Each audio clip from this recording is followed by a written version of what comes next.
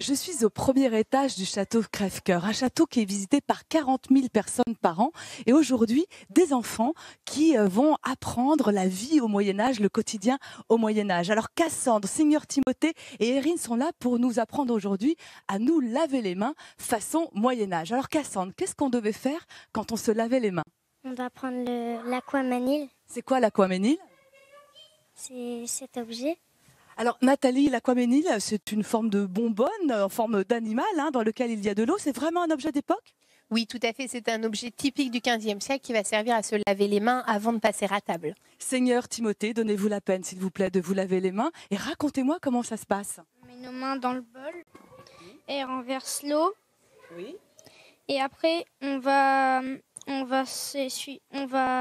frotter les plantes. Et après, on va s'essuyer au bord de la nappe.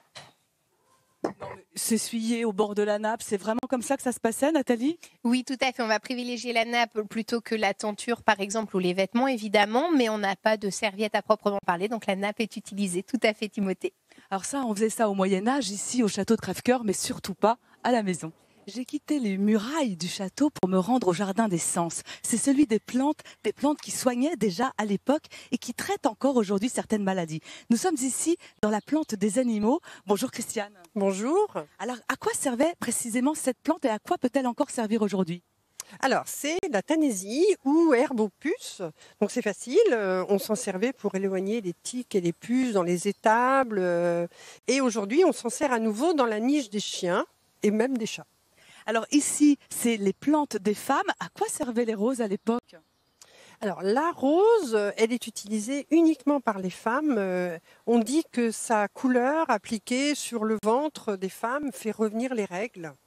Alors très intéressant ici, ce petit carré qui est destiné donc là à tout le monde, les hommes et les femmes, et une plante qu'on utilisait au Moyen-Âge, qu'on réutilise aujourd'hui, on redécouvre ses vertus pour soigner les brûlures. Alors est-ce que vous pouvez me faire une petite démonstration? Voilà, je vous montre. J'ai détaché une feuille, je vais la plier, la pincer et je vais enlever la peau.